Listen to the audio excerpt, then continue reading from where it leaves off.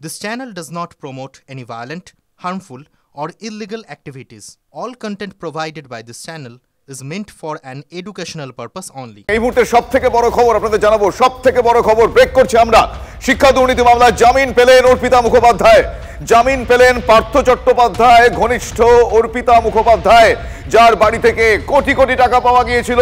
জামিন পেলেন অর্পিতা মুখোপাধ্যায়। আমি ইন ডিটেল জানবো আমার সহকর্মী শ্রাবন্তীর কাছ থেকে। শ্রাবন্তী, দেখো 2022 সালের 23শে জুলাই শিক্ষক নিয়োগ দুর্নীতি মামলায় পার্থ চট্টোপাধ্যায়কে গ্রেফতার করে ইডি এবং সেই সঙ্গে গ্রেফতার করা হয় অর্পিতা মুখোপাধ্যায়কেই।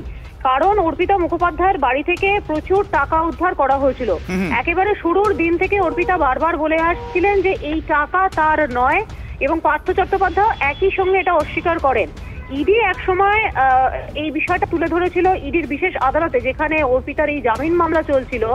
বারবার এই বিষয়টি তুলে ধরা হয় যে এই টাকা তাহলে অর্পিতা কোথা থেকে পেলেন।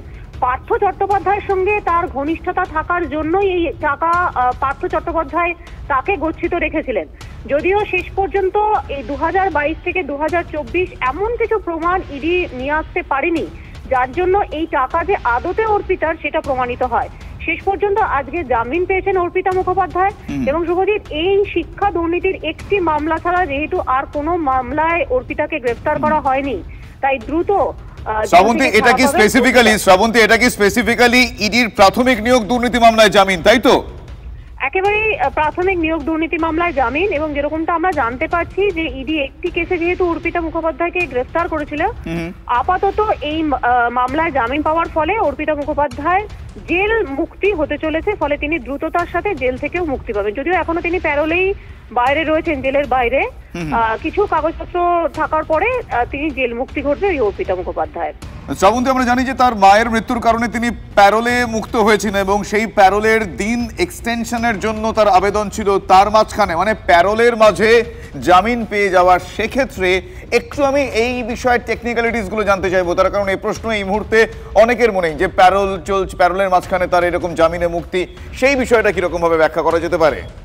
দেখো, প্যারোলে যখন মুক্তি পেয়েছিলেন, তার মার যখন শেষকৃত্য সম্পন্ন হয়েছিল সেই সময় তিনি সেখানে উপস্থিত ছিলেন। এছাড়াও আরো একটি দিন তার এই প্যারোলে মুক্তির মধ্যে ছিল, যেটি তিনি শ্রাদ্ধ শান্তি করার জন্য চেয়েছিলেন।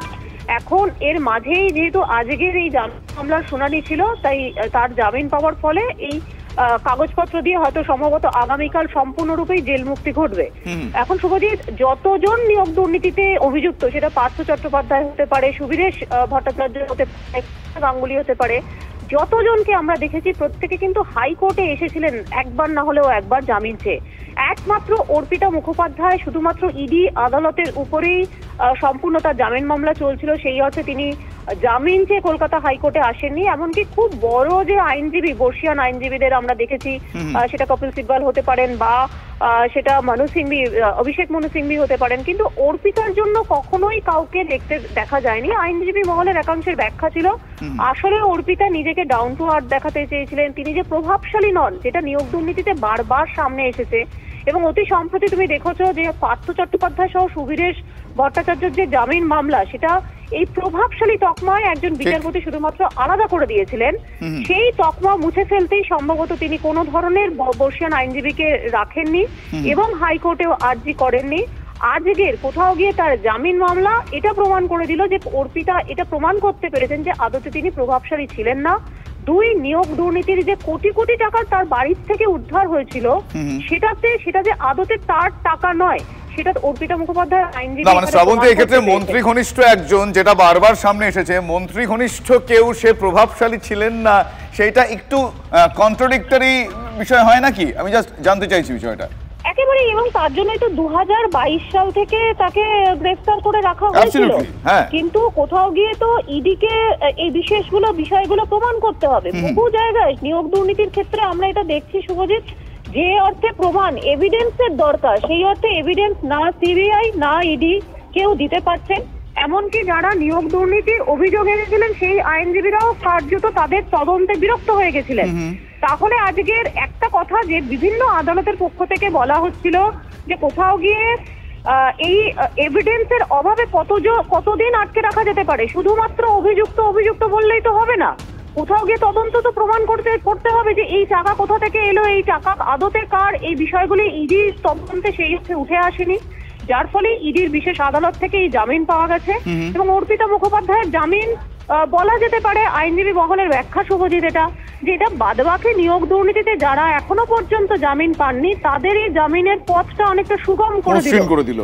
ঠিক, মানিক ভট্টাচার্যের পর আমরা অর্পিতা মুখোপাধ্যায়ের ক্ষেত্রে দেখছি জামিন, তুমি যেরকমটা বলছিলে, তাহলে সেক্ষেত্রে হেভিওয়েট আমরা আগেও দেখেছি, তুমি যেরকম বললে কিছু ব্যাকগ্রাউন্ডের দরকার, আরো বেশ কয়েকটা গুরুত্বপূর্ণ বিষয় নিয়ে আলোচনা করা দরকার। আপাতত তোমায় ধন্যবাদ জানাচ্ছি শ্রাবন্তী। আমার অপর সহকর্মী সুজয় এই মুহূর্তে আমার সঙ্গে রয়েছেন। সুজয়, আমরা দেখেছি যে এক্ষেত্রে আজকে যেটা জানতে পারা যাচ্ছে এই মুহূর্তে সব থেকে বড় খবর, আমরা দর্শকদের সামনে সে খবর ব্রেক করলাম, অর্পিতা মুখোপাধ্যায় তিনি জামিন পেয়েছেন, প্যারোলে থাকাকালীন তিনি জামিনে মুক্ত হলেন।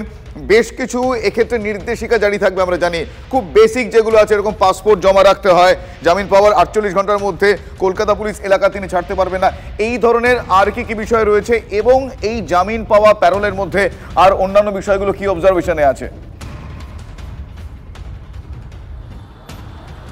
দেখো, মূলত 5 লক্ষ টাকার ব্যক্তিগত বন্ডে তাকে জামিন দেওয়া হয়েছে এবং সেক্ষেত্রে যে শর্তগুলি আরোপ করা হয়েছে যে তিনি কোনোভাবেই 48 ঘন্টার মধ্যে তাকে 48 ঘন্টার মধ্যে তদন্তকারী অফিসারের কাছে পাসপোর্ট জমা রাখতে হবে এবং কলকাতা পুলিশ এলাকা ছেড়ে তিনি যেতে পারবেন না।